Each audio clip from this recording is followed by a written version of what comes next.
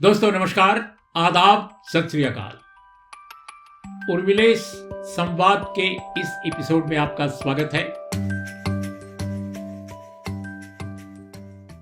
दोस्तों, कभी कभी कुछ खबरें ऐसी मिलती हैं जो बहुत दुख पहुंचाने वाली होती हैं। तकलीफ का जैसे लगता है समंदर उमड़ रहा है उन खबरों को पढ़ते हुए, उनको देखते हुए। लेकिन कभी कभी बुरी खबरों के बीच जब कोई अच्छी खबर आती है तो लगता है कि ये एक आशा की किरण है, एक खुशनुमा सुबह है। ऐसा लगता है कि ये वो रोशनी दिखाई दे रही है जिस पर आगे चलकर बेहतर किया जा सकता है। एक ऐसी ही खबर बहुत सारी बुरी खबरों के बीच, क्योंकि आप जानते हैं इस समय इजराइल फिलिस्तीन के बीच जो हो रहा है, पूरी दुनिया में हाहाकार मचा हुआ है। लेकिन एक बहुत सुंदर खबर, छोटी सी खबर है, कोई बहुत बड़ी खबर नहीं है। लेकिन कई बार दोस्तों, जैसा मैंने कहा कि छोटी छोटी बातें अच्छी लगने लगती हैं बहुत बड़ी बड़ी बातों के बावजूद, क्योंकि बहुत बड़ी बड़ी बातें दुखदाई हो जाती हैं। तो एक छोटी सी खबर मैं आपके सामने पेश करना चाहता हूं, रखना चाहता हूं, और उस पर एक छोटी सी टिप्पणी भी करना चाहता हूं। और वो ये है दोस्तों कि 40 साल के बाद भारत और श्रीलंका के बीच में फेरी सर्विस शुरू की गई है। ये जो सर्विस है वो आपको बता दें, नाम तमिलनाडु के नागापत्तिनम से लेकर श्रीलंका के कंकेशन थोरै जगह पे जाएगा। यानी दोनों बंदरगाह हैं और इन बंदरगाहों के बीच में यह सर्विस शुरू की गई है। 40 साल तक ये स्थगित थी। लोगों के पास जाने का साधन क्या था? हवाई जहाज था, या बहुत सारे लोग जिनके पास इस तरह का लाइसेंस है या इस तरह की सुविधा है, वे समुद्र मार्ग से भी जाते। तो कैसे जाते मैं नहीं जानता इस बारे में, लेकिन ये व्यापारिक रिश्तों की जो कहानी है वो फिर से एक तरह से रिवाइव की गई है। लोगों के आदान प्रदान के अवसर खुले हैं, जाने आने के अवसर खुले हैं, समंदर के रास्ते जाने का। और दूसरी बात कि इससे जो सबसे महत्वपूर्ण बात है कि तमिलनाडु को और तमिलनाडु के अलावा देश के दूसरे हिस्से के लोगों को भी श्रीलंका से व्यापार करने में बहुत आसानी हो जाएगी, खर्च कम आएगा।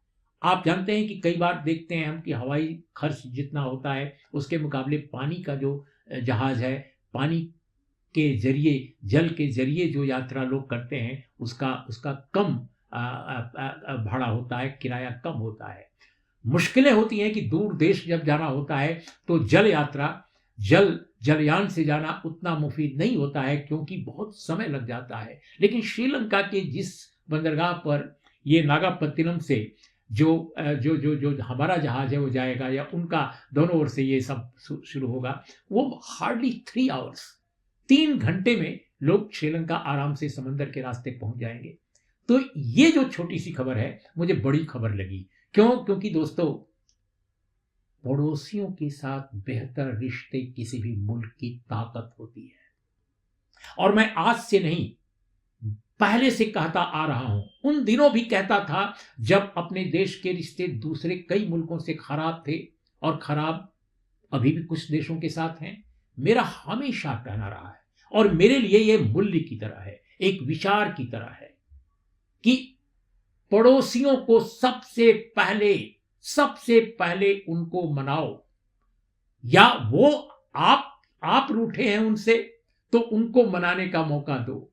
दोनों ओर से मोहब्बत का दरिया बहना चाहिए, और मोहब्बत के इस दरिये से ही शांति का फूल खिलता है। जुलाई 2023 में जब रानिल विक्रमसिंघे, जो राष्ट्रपति हैं श्रीलंका के, वो जब भारत आए थे तो प्रधानमंत्री नरेंद्र मोदी के साथ उनकी जो बातचीत हुई, उस बातचीत के दरमियान इस पर भी सहमति बनी थी।